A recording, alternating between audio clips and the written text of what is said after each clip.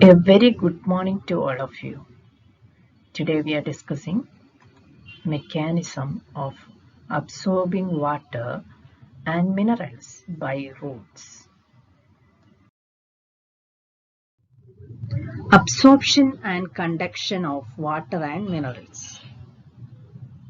Yes, there are 5 different mechanisms are there, or 5 main phenomena are there to absorb water and minerals from the soil by the roots to the different parts of the plant. What are these mechanisms?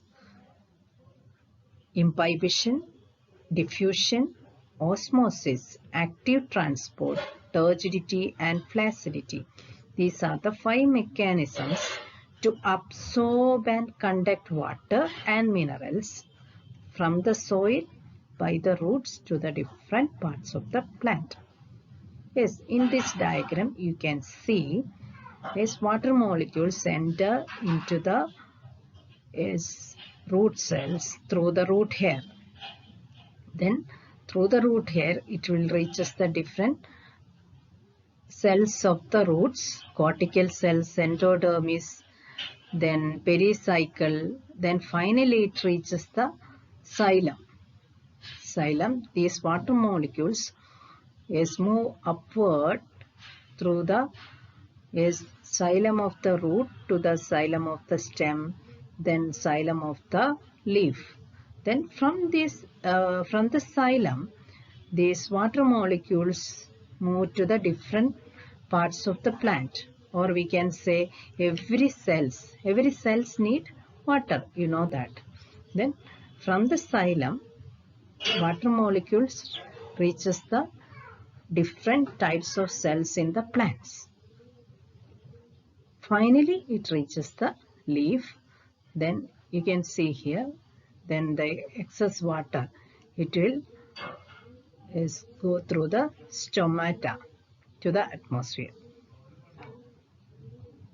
Okay, then what are the different mechanisms involved to absorb and conduct water and minerals that we are discussing here?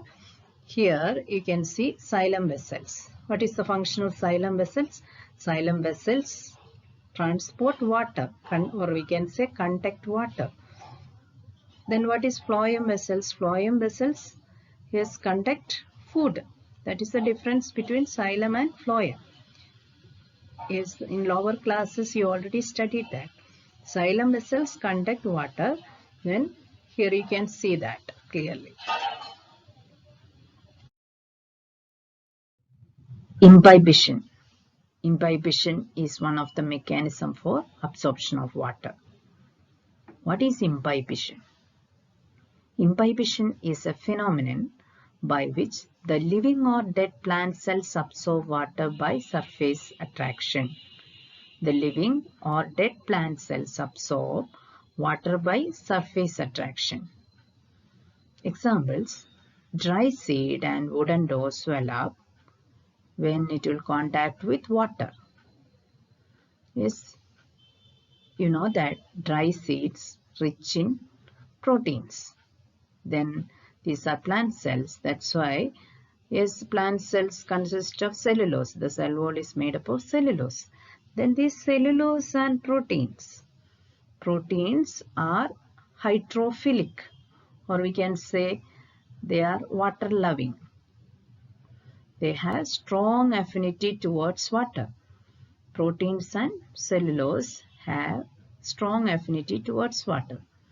That's why in rainy season or when it will contact with moist air, it will swell up. Seed coat ruptures in case of germinating seeds due to imbibitional pressure. You can see here in this picture seed coat ruptures. This is due to imbibitional pressure. Then when you soak, here you can see when you soak dry seeds in water, then what will happen? 3 to 4 hours it will swell up. This is due to imbibition. Then these are the examples of imbibition. Dry seeds swell up, then wooden doughs swell up when it will contact with is moist air or when it will contact with water. Diffusion. Diffusion is the another mechanism of absorption.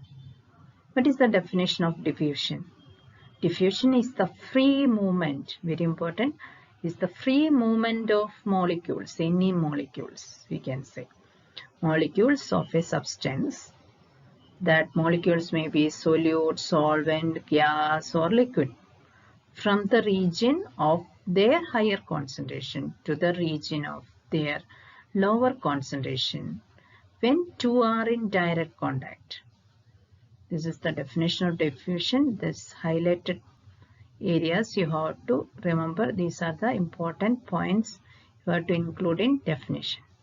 The free movement of any molecule from their higher concentration to their lower concentration. Here, there, you have to mention this, their higher concentration. Otherwise, that will be wrong, because if you are not writing their higher concentration to their lower concentration, you are not adding there, that may be only in the case of solute concentration. If you are writing higher concentration to lower concentration, that will represent only solute. But any molecule move from their higher concentration to the region of their lower concentration when two are in direct contact. Here they are given one example. Yes, when you pour 3 or 4 drops of dye in a solution, then within few seconds it will start to spread, right? Then after some time it will be evenly distributed, then or it will attain an equilibrium. Here you can see, yes, these are dye molecules that will spread from their higher concentration to their lower concentration. Here there is no dye molecules. Then the molecules move from their higher concentration to their lower concentration when two are in direct contact. Two molecules, two types of molecules are in direct contact, or they attain equilibrium. That is diffusion.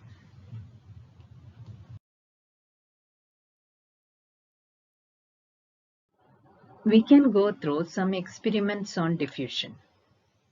First one, particles of potassium permanganate able to move in a beaker of water.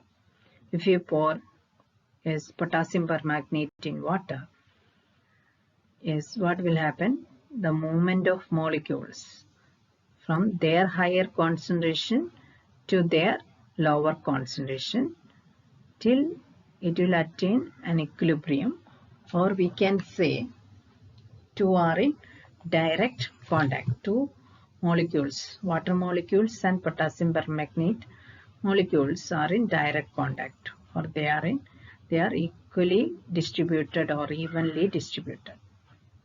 That is one experiment. We can go through another experiment on diffusion.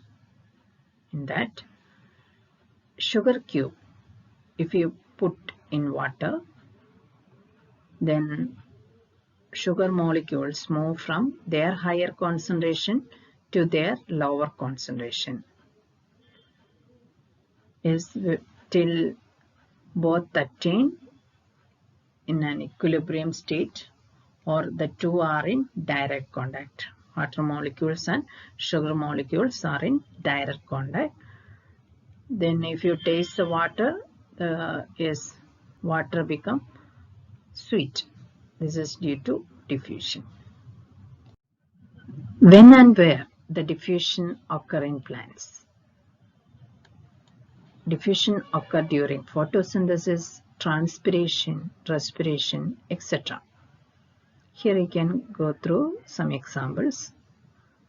Plants will give out oxygen during photosynthesis. That is a type of diffusion. Then glucose molecules prepared by leaves that will transfer throughout the plant to the different parts of the plant. That is a type of diffusion. Then carbon dioxide enter into the plant during photosynthesis. Then water molecules escape through the stomata to the environment during transpiration. These are some examples. Then any molecule, that may be oxygen, carbon dioxide, water, glucose, any molecule move from their higher concentration to their lower concentration. That is called diffusion. Then in plant body, throughout the plant body, diffusion will occur.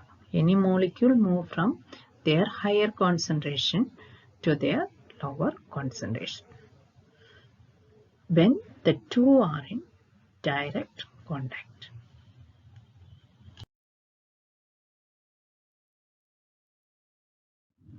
Before going to the next mechanism of absorption of water, we can go through some examples of different types of membrane. First one, freely permeable membrane. What is freely permeable membrane?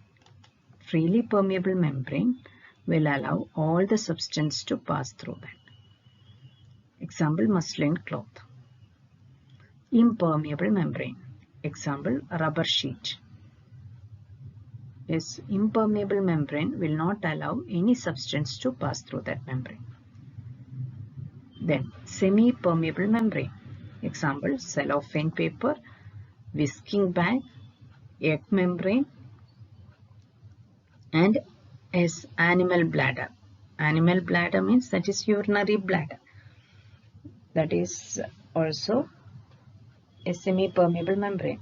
In plant cells, or all the cells, plants and animal cells, which is the semi-permeable membrane, plasma membrane.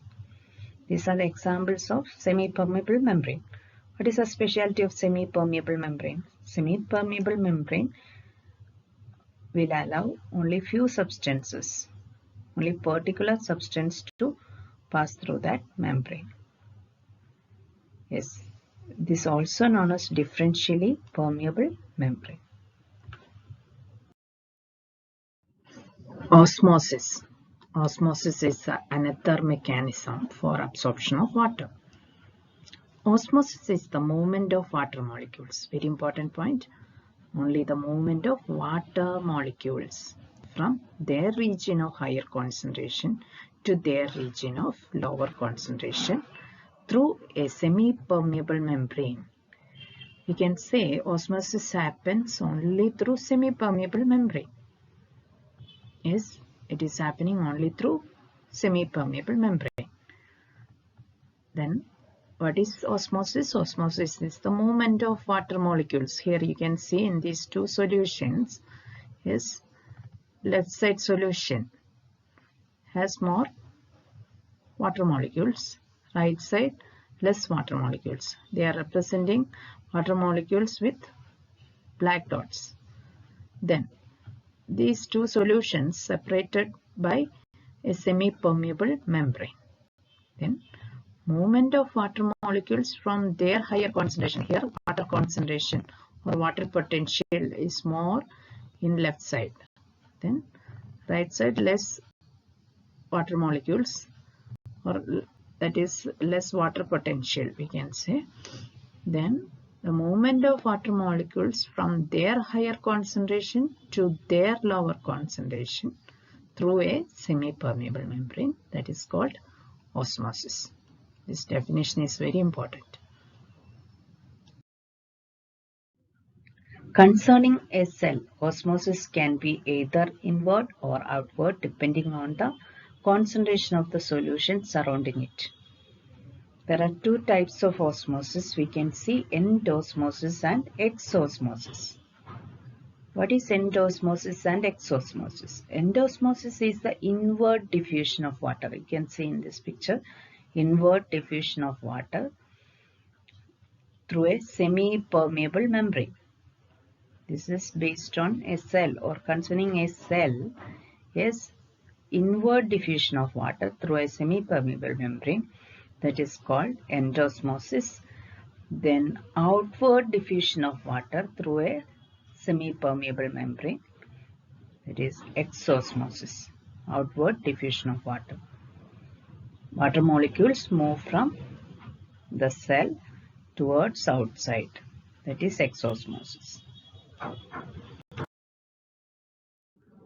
We can go through some experiments on osmosis. What is osmosis? Osmosis is the movement of water molecules from their higher concentration to their lower concentration through a semi-permeable membrane. Here we are discussing thistle funnel experiment. This is thistle funnel, then the mouth of the thistle funnel covered by a semi-permeable membrane. Usually we are using cellophane paper.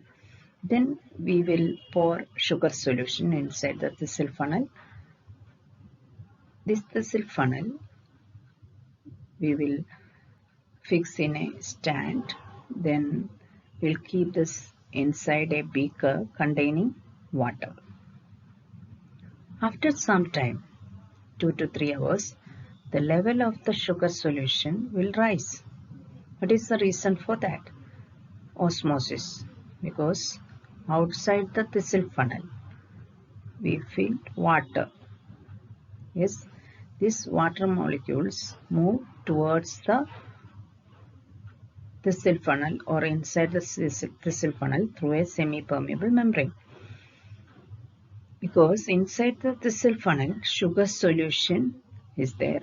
This sugar solution has less water concentration, more solute concentration. Then always water molecules move from their higher concentration. Outside the thistle funnel, more water concentration. That's why water molecules move from their higher concentration to their lower concentration. That's why that the level of the sugar solution rises. Experimental setup and control setup. We can compare this. Yes, in experimental setup, we are taking sugar solution in the thistle funnel, but in control setup we are taking water. Then all other setup is same. We will take water inside the beaker in both the cases, and only the difference is instead of sugar solution, in control setup we will take water inside the thistle funnel. Then in control setup there is no osmosis because the thistle funnel is not containing sugar solution. As both the side of the thistle funnel, inside and outside the thistle funnel, we are taking water, but here inside we are taking sugar solution, outside we are taking water. Then water concentration is more outside the thistle funnel. That's why water molecules move from the outside to inside the thistle funnel. That's why the level of the sugar solution will increase after 2 to 3 hours. But in the case of control setup, what is happening here is there is no concentration gradient. Both the solutions are same. Then there is no concentration difference, we can say. No concentration gradient. That's why there is no osmosis. 3 main conclusions from the thistle funnel experiment. First one, in the experimental setup, some water from the beaker has passed through the cellophane paper to enter the thistle funnel containing the sugar solution. Then through cellophane paper, these water molecules from the beaker that will enter into the sugar solution. That's why the level of the sugar solution is increasing. Sugar from the thistle funnel has not passed into the beaker. Why the sugar of the thistle funnel has not passed into the beaker? Because this is a semi-permeable membrane. Cellophane paper is a semi-permeable membrane. That's why sugar will not pass through the pass into the beaker. Yes, the cellophane paper is acted as selectively or differentially permeable membrane. That's why we can say sugar molecules or sugar solution will not pass from the thistle funnel to the beaker. Then we can say this is a semi-permeable membrane. Cellophane paper is a semi-permeable membrane. Through semi-permeable membrane, sugar solution or sugar molecules will not pass through that.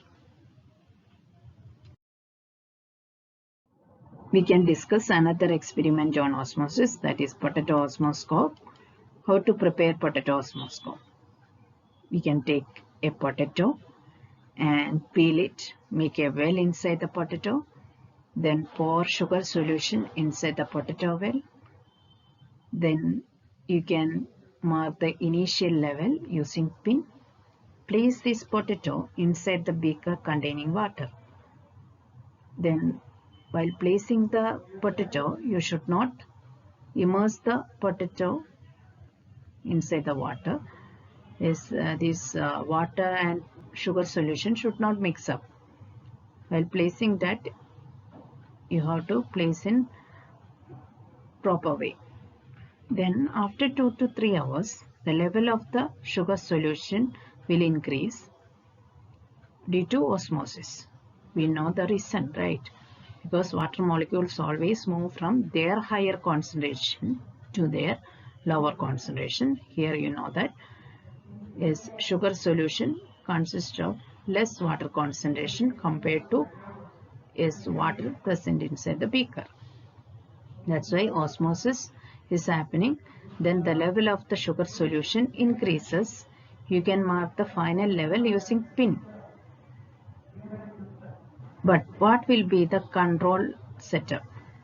Instead of sugar solution, we will take water inside the potato well. It is the only difference. Then in control setup, there is no osmosis.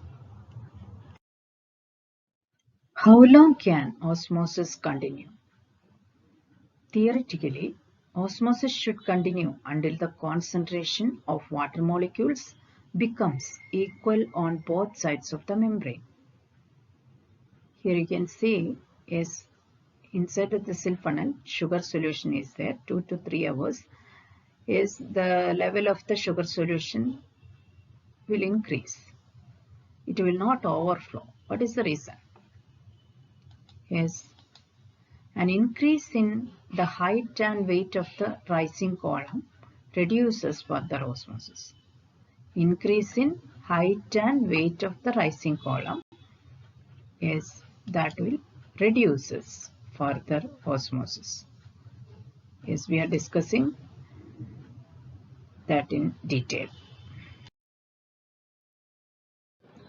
An increase in height and weight of the rising column reduces further osmosis. Yes, in thistle funnel experiment, you know that is after 2 to 3 hours, the level of the sugar solution will increase. But due to the height and weight of the rising column, after is a particular level, this will not increase further. It is, what is the reason for that? Osmotic pressure. The minimum pressure that must be exerted on that column to prevent the passage of the pure solvent. Here pure solvent is water. Yes, pure solvent into the solution, into the sugar solution, when the two are separated by a semi-permeable membrane. Then a minimum pressure exerted on the column to reduce further osmosis. That is called osmotic pressure. Or we can say the osmotic pressure of a solution is a measure of its tendency to take in water by osmosis. Tendency to take in water by osmosis. That's why after 2 to 3 hours, the level of the sugar solution will increase. Then After that, it will not increase further due to osmotic pressure applied on that column. The next topic is tonicity. What is tonicity? Relative concentration of the solutions that determine the direction and extent of diffusion is called tonicity. Tonicity means relative concentration of the solutions. We are discussing tonicity in detail. Based on tonicity, solution can be of three types: hypertonic solution, isotonic solution, and hypotonic solution. What is isotonic solution? The relative concentration of the water molecule and salt on either side of the cell membrane is same. Here you can see, yes, both the side. The water molecule and solute molecule in both the side, inside and outside the cell, is same. We can say that is isotonic solution. Here you can see, yes. Then hypotonic solution. What is hypotonic solution? The solution outside the cell has lower solute concentration than the fluids inside the cell. Here you can see is the solute concentration is very less outside the cell compared to inside the cell. In this case, end osmosis is happening. Water molecules move from is higher water potential, because here less solute concentration, more water concentration outside. Inside the cell, less water concentration, more solute concentration. Then water molecules always move from their higher concentration to their lower concentration. Here inward movement is happening. That's why this is endosmosis. Then a cell is placed in hypotonic solution. Suppose a cell is placed in hypotonic solution. Which type of osmosis is happening? Endosmosis. Endosmosis will occur. Then the solution outside the cell has higher solute concentration than the fluid inside the cell. Here you can see is the solution outside the cell has more solute concentration. In this case, water concentration is less outside the cell. Then more water concentration compared to outside, more water concentration inside the cell. That's why here exosmosis is happening.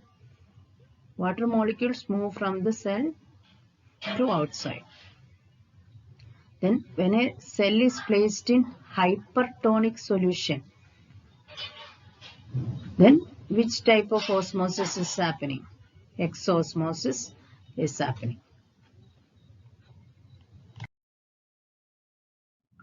What happened to a plant cell when the cell is placed in isotonic solution?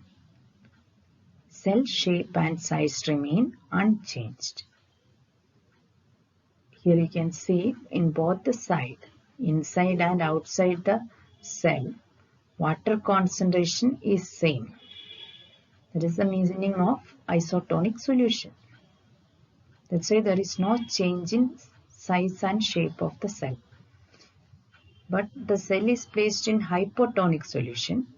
Cell slightly enlarges or even bursts, because here endosmosis occurs. Water concentration is more in outside compared to inside.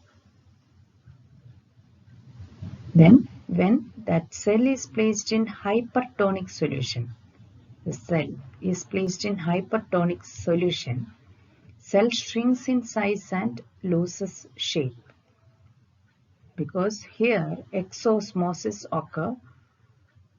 Water concentration is less in outside and inside more water concentration compared to outside.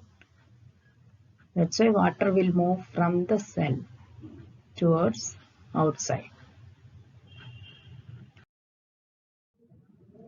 Is the next mechanism, that is active transport. Before going to the details of active transport, we can go through passive transport.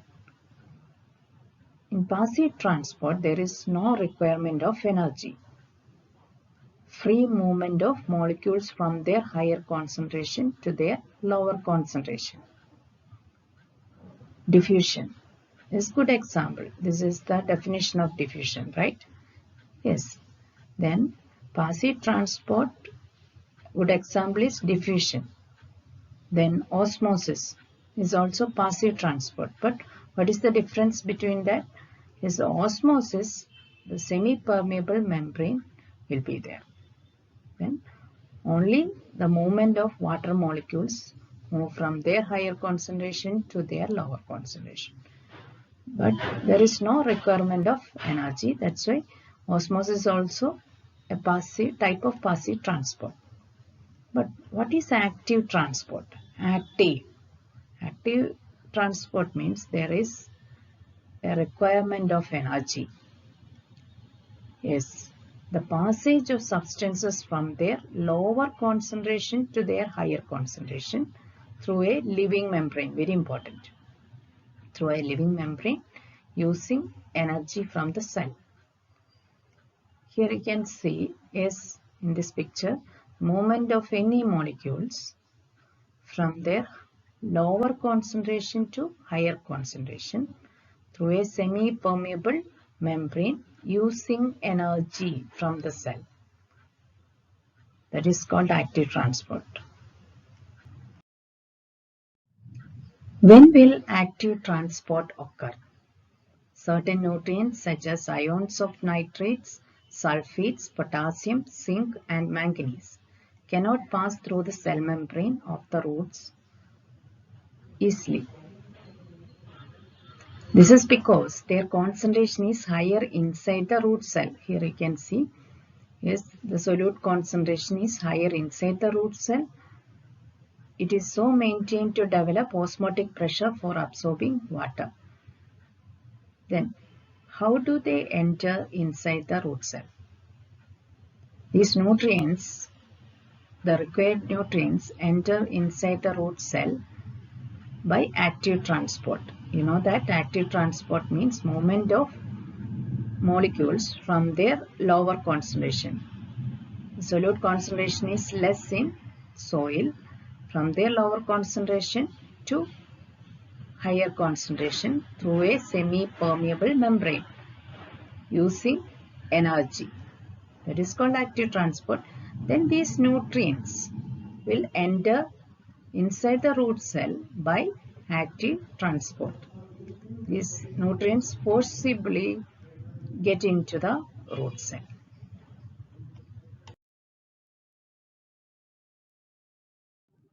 Revision. Answer the following. In what way active transport is opposite to diffusion? In active transport, there is requirement of energy. In diffusion, there is no requirement of energy. In active transport, molecules move from lower concentration. Molecules move from their lower concentration to their higher concentration. But in diffusion, molecules move from their higher concentration to lower concentration. Then, a cell placed in a certain solution bursts after some time. Comment upon the kind of solution. The cell bursts due to endosmosis. Then endosmosis happens when a cell is placed in hypotonic solution. Can we call diffusion passive transport? If so, how? Yes, we can say diffusion is a passive transport because there is no requirement of energy. Which process, diffusion, osmosis or active transport, needs the involvement of energy? Yes, energy needed only for active transport, not for diffusion and osmosis. Study the experimental setup in the figure and answer the questions. First one, what phenomenon is being studied by the setup? Here you can see water molecules are there, dissolved salt molecules are there. Then these is two solution, P1A and P2A, separated by semi-permeable membrane. Then if you observe these two solutions, you can see in P1A solute concentration is more, then in P2A solute concentration is less compared to P1A, right? Then in this case, in which solution water concentration or water potential is more? Yes, in P2A water concentration is more or water potential is more because the solute concentration is less in P2A. Here in P1A solute concentration is more, then in this solution water concentration will be less if you compare these two solutions. Then this is the demonstration of osmosis. Which phenomenon? Answer is osmosis. Then explain the phenomenon explained above. Then you can say movement of water molecules, because osmosis means movement of water molecules from their higher concentration to their lower concentration through a semi-permeable membrane. Then water molecules move from P2A to P1A. What is meant by a semi-permeable membrane? Only few substances to pass through. Selectively permeable membrane, we can say. Semi-permeable membrane is selectively permeable membrane. A particular substance to pass through that membrane. That's why it will allow only particular substance to pass through that. That's why that is semi-permeable membrane. Here only water molecules will pass through the membrane, not solute molecules, or you can say not salt molecules. What will you observe in the setup after about half an hour? Give a reason for your answer. After half an hour, you can see the level of the salt solution in P1A rises. Then in P2A, the level will decrease. What is the reason for that? Because yes, in P2A, water concentration is more, then water molecules move from P2A to P1A. That is the reason. Here is the result. Here you can see in P1 the level of the salt solution increases, in P2 the level of the salt solution decreases. While drawing the diagram, sometimes they will ask to draw. Yes, then while drawing the diagram you have to show this difference.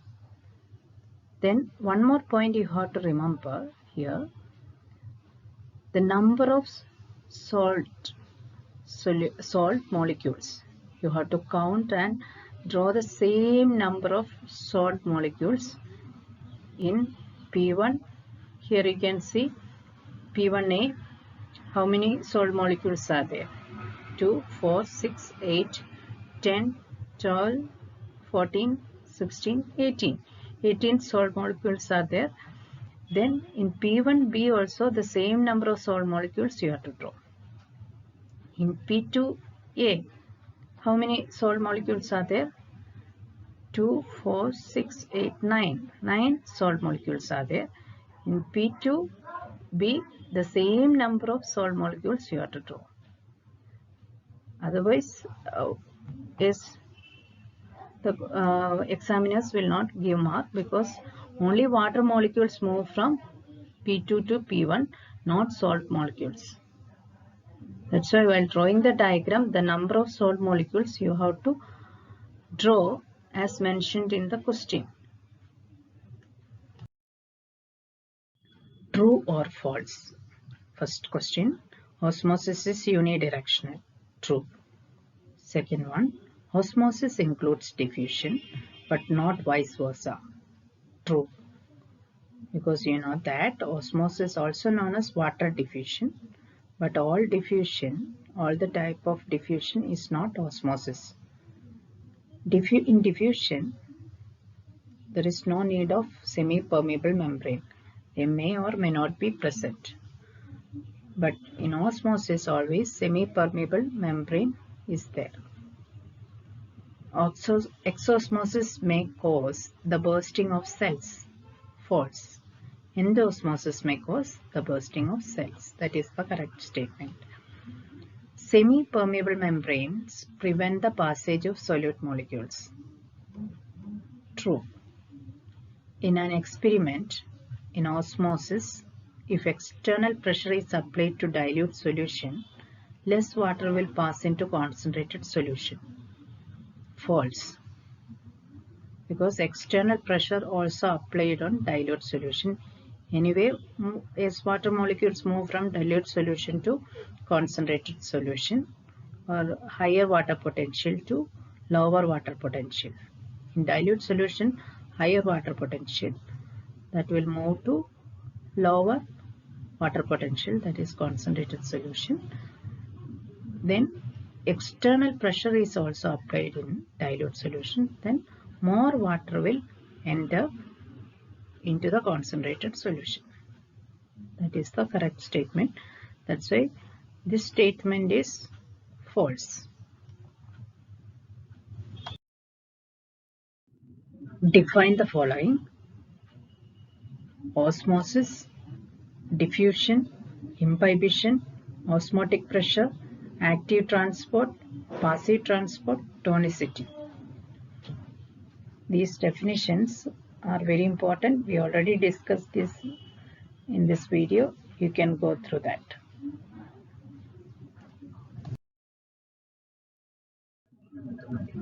Thank you, children. Have a good day. If you like my channel, please like, share and subscribe. Thank you.